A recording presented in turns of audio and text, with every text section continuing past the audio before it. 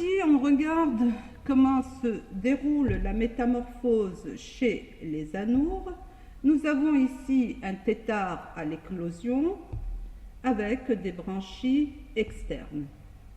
Au stade suivant, on retrouve toujours le thétard avec ses branchies externes et on notera qu'il y a un début de développement de la queue. Au stade suivant, les branchies ont disparu, elles sont devenues internes et la queue, on notera aussi qu'elle se développe de plus en plus. Le stade suivant, on va noter l'apparition des pattes postérieures. Et le stade qui vient après, on va avoir un thétard avec 4 pattes, les pattes postérieures plus développées que les pattes antérieures.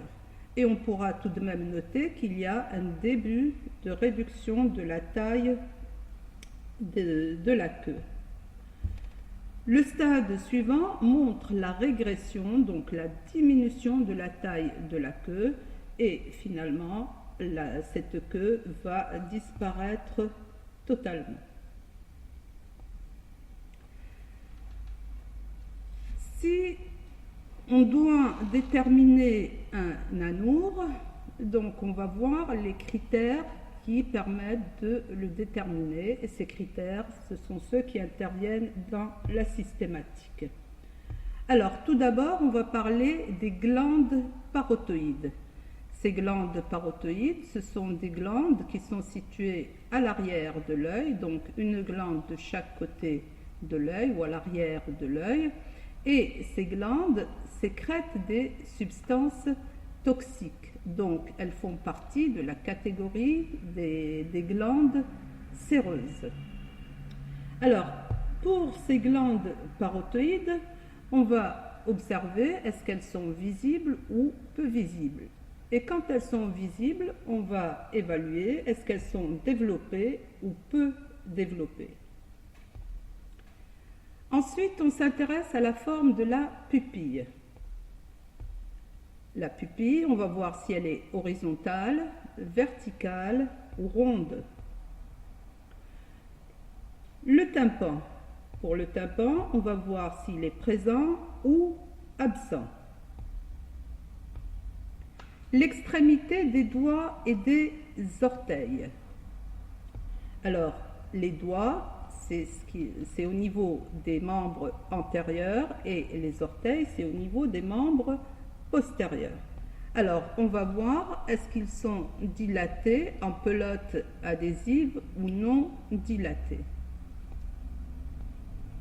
La peau, on va voir si elle est lisse, granuleuse, verruqueuse ou pustuleuse.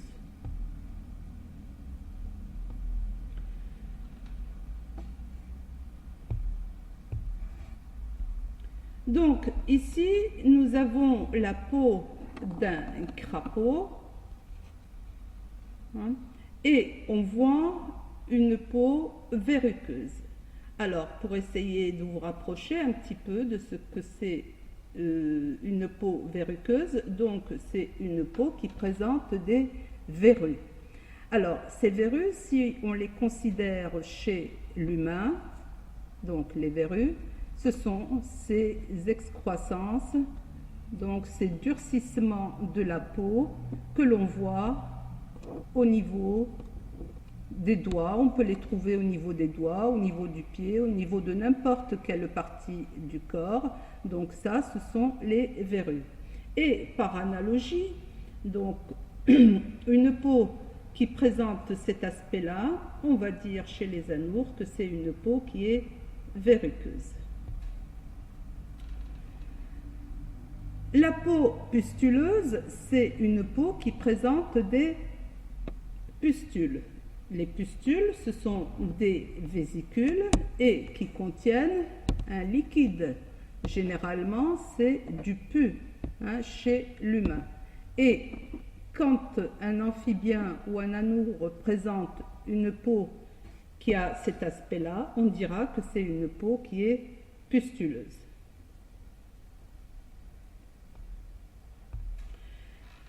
L'ensemble des caractères qui ont été utilisés dans la systématique des anoures, à savoir les glandes parotoïdes, le tympan, la peau, la forme de la pupille, l'extrémité des doigts, va nous permettre de distinguer deux types, le type crapaud et le type grenouille.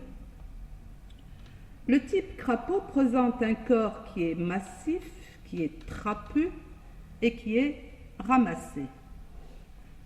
Par contre, le type grenouille présente un corps qui est svelte et un corps qui est fin. Le crapaud possède une peau verruqueuse ou pustuleuse. Le type grenouille présente une peau qui est lisse ou granuleuse.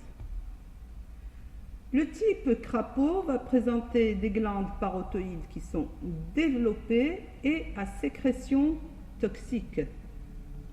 Chez les grenouilles, par contre, les glandes parotoïdes sont absentes ou alors elles sont réduites. Et quand elles sont réduites, là, elles sont à sécrétion non toxique. Nous allons citer deux familles pour chaque type. Pour le type crapaud, il y a la famille des Buffonidés avec un représentant qui est le crapaud de Mauritanie, qui est très commun au Maroc et qui pond dans les Oued et les Daya.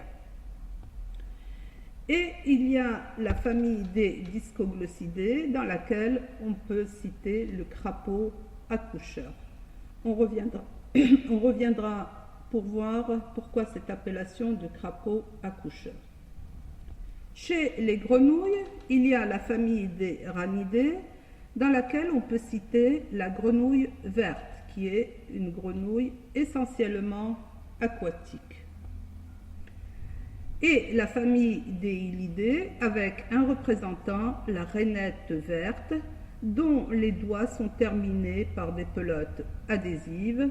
Et cette grenouille est arboricole, c'est-à-dire qu'elle peut vivre au niveau des arbres.